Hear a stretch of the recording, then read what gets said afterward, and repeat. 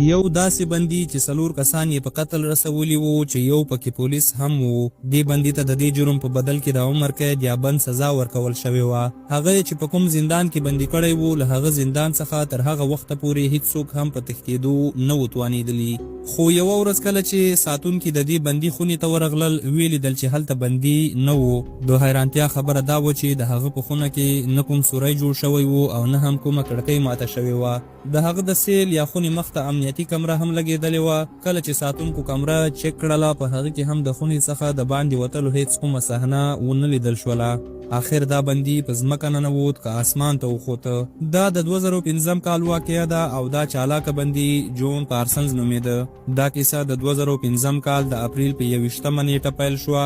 د امریکا په چیلي کاټي ښار کې د سهار 10 بجې وې. د جون پارسنز په نوم دې سړي د یو پېټرول پمپ له سوپر مارکیټ څخه غلا کوله. د غلا په جریان کې دې سړي 3 ماشومان په قتل ورسول. له پیښې وروسته هغه د پیښې له ځایه وتښتېده خو هلته موجودو خلکو پولیسو ته د پیښې په اړه خبر ورکړ. پولیس په جون پسې وو. تقریبا 15 دقیقې جون مخته او پولیس ورپسې. جون فکر وکړ چې په موټر کې له پولیسو بچ کېدل ناممکنه خبره ده ځکه خو یې له موټر څخه ټوپ وواهه او په منډو یې پیل وکړ. د لیري په نوم یو پولیس افسر په جون پسې شاته منډې وهلې. جون د ځان ژغورنې په خاطر لیري هم په مرمۍ وویشته او خپلې تېښتې ته یې ادامه ورکړله. لیري په مرمۍ د لګېدو له کبله خپل ژوند د لاسه ورکړی و. د 3 ماشومانو او یو پولیس له وژلو وروسته اوس جون د پولیسو تر ټولو لوی هدف ګرځېدلی و. پولیس د هغه د نیولو په خاطر هر ډول کار ته آماده و. بالاخره 2 میاشتې وروسته د 2005 کال د جولای په 10 نیټه له ډېرو هلو ځلو وروسته پولیسو جون پارسنز گرفتاره کړ. په محکمه کې د هغه د جرمونو له ثابتېدو وروسته محکمې جون ته د عمري بند سزا واوروله او هغه یې په چیلي کاټي ښار کې موجود دراس کاونټي په نوم یو زندان ته ولېږه. زندان ته له لېږلو وروسته یې جون په یو ځانګړې خونه کې بندي کړ. د هغه د خونې مخ ته امنیتي کامرې هم نصب شوې وې او 24 ساعته به یې تر څارنې لاندې وو.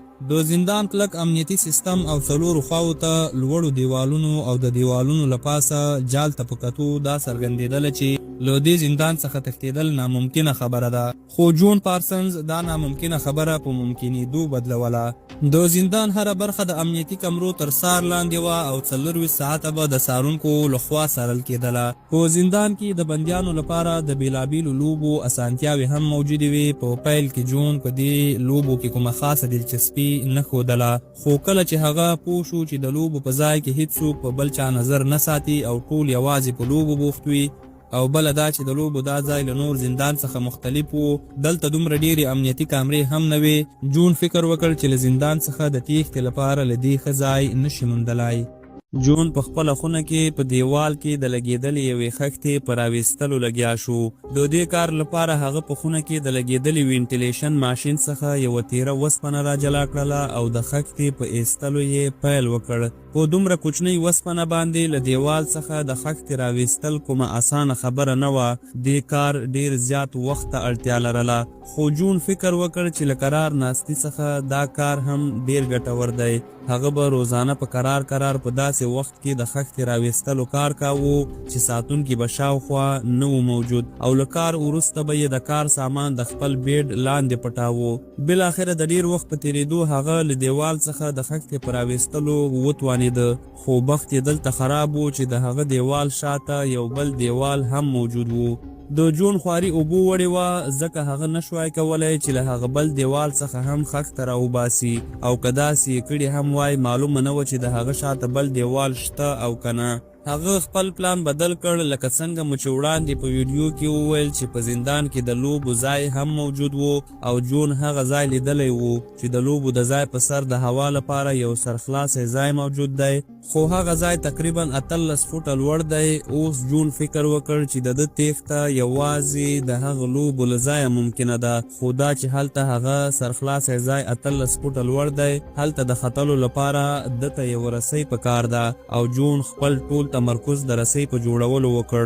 هغه د بستر له څادر، د زړو جامو، د ټوټو او اخبارونو په استعمال یو رسۍ جوړه کړله، خو لا هم اندېښنه دا وه چې څه ډول به رسۍ له خپلې خونې څخه هغه د لوبو تر ځای پورې وړي. که د دروازې له لارې یې ویسي په کمرو کې لیدل کیږي او ټول پلان یې له منځه ځي. د یادونې وړ ده چې جون یې د 2015 کال د جولای په میاشت کې دې زندان ته راوړی و او اوس له یو کال څخه ډیر وخت وتلی و او د 2006 کال د سپتمبر میاشت را رسېدلې وه. جون له ډیر فکر وروسته د رسیو د وړلو یو پلان جوړ کړ.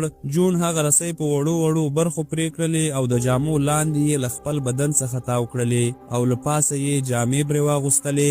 دا کار هغه د سپتمبر په 13 نیټه وکړ او د هرې ورځې په څیر له نورو بندیانو سره د لوبو د ځای په لوري روان شو. خو هغه ولیدل چې د لوبو ځای ته تر تلو د مخه د ټولو بندیانو تلاشي اخیستل کیږي. خو د جون قسمت بیداره و چې د تلاشي په وخت کې هغه ونه نیول شو او بالاخره د لوبو تر ځای پورې ورسېده. هغه د پورته ختلو اراده کړې وه خو هغه ته هلته له 3 کسانو بچ کېدل ډیر اړین و چې لومړی وي امنیتي کامرې، دوهم د دې ځای ساتونکي او دریم و له ده سره نور بندیان. جون بالاخره د لوبو د ځای د یو کونج له پاسه په سرخلاص ځای کې هلته پاس موجود سمیخاردار کې د خپل رسۍ کنجک بند کړ او په پورته تګ یې پیل وکړ. البته هلته موجودو ځینو نورو بندیانو هغه لیدلی هم و خو هغوی هیڅ کار ورسره نه و لرلی. هغه د رسۍ په مرسته ځان د دیوال په سر لګېدلي جال ته ورساوه او له هغه ځای په اوښتو یې له بل دیوال څخه کته ټوپ وواهه او له زندان څخه وتښتېده. ساتونکي لا هم نه و خبر چې د دوی له زندان څخه یو په عمري بند محکوم بندي تښتېدلی دی. کله چې د لوبو له ځای څخه ټول بندیان بیرته خپلو خونو ته ستنېدل، ساتونکو په هغوی کې جون ونه لیده. کله چې د هغه خونې ته ورغلل ویلیدل چې د هغه په خونه کې هغه نشته خو یوازې د هغه په بستر باندې یو لیک پروت دی. هغه په خپل لیک کې لیکلی و چې زما د نیولو کوښښ مه کوئ ځکه زه له دې ځای څخه ډیر لرې روان یم. خو پولیسو دومره په اسانۍ هغه کله پرېښوده. پولیس د هغه خونې ته د هغه له تښتېدو 45 دقیقې وروسته ورغلي وو. بل خوا جون د زندان جامې ویستلې وې او د یو سایکل له غلا کولو وروسته په هغه سایکل باندې په تیښته بوخت و. پولیس هم د هغه د نیولو لپاره په حرکت راغلي وو او په شاوخوا سیمو کې په لټه بوخت وو.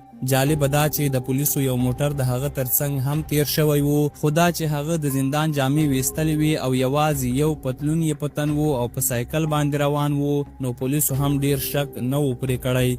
پولیس په هغه سیمه کې چې جون یې په سایکل سپور لیدلی و له خلکو پوښتنې ګروېږنې وکړلې. خلکو ورته وویل چې دوی کوم نوی سړی په دې سیمه کې نه ده لیدلی، خو یو کس چې نیمه جامې یې په تن وې په سایکل باندې سپور روان و، خو موږ فکر نه کوو چې هغه به تښتېدلی بندي وي. خو پولیس د دې خبرې په اوریدو شکمن شول او هغه ځای ته په منډه شول چیرته چې جون په لومړي ځل لیدلی و. دا چې جون په سایکل روان و نو ډیر لرې نه و تللی. د پولیسو په لیدو هغه هلته موجود یو ځنګل ته ننوتو.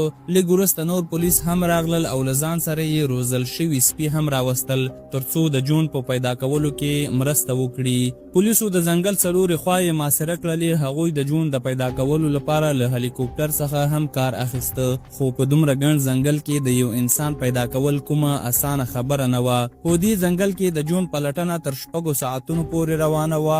اوس شپه هم په راتلو وه. د شپې هم د جون پلټنه روانه وه. له 48 ساعتونو لټولو وروسته هم پولیس د جون په موندلو ونه توانېدل. یو ځل پولیسو فکر وکړ چې کیدای شي جون له ځنګل څخه د باندې وتلی وي، خو دا چې د ځنګل څلور خواوې محاصره شوي وي د دې امکان نه و چې هغه دې له ځنګل څخه د باندې وتلی وي. لنډه اوږده دا چې له یوې اونۍ لټولو وروسته هم هغوی د جون په پیدا کولو ونه توانېدل. اوس دوی شکمن شوي وو چې هسې نه چې جون په ځنګل کې دننه مړ شوی وي. پولیس د جون لټولو سخت ستړي کړي وو او بل خوا دوی ته دا د شرم خبره هم وه چې له دومره ډیرو پولیسو روزل شوي سپیو او هلیکوپټرو سره سره دوی د یو تښتېدلي بندي په پیدا کولو ونه توانېدل. بالاخره د اکتوبر په 19 نیټه پولیسو د ځنګل په منځ کې جون په یو تابوت ته ورته صندوق کې پیدا کړ او بیرته یې زندان ته واچاوه. سره له دې چې جون بیرته ونیول شو، خو د هغه دومره چالاکي او لوی همت په هغه وخت کې ډیری خلک حیران کړي وو. د یادونې وړ ده چې جون پارسنز اوس هم په زندان کې شپې او ورځې تیروي.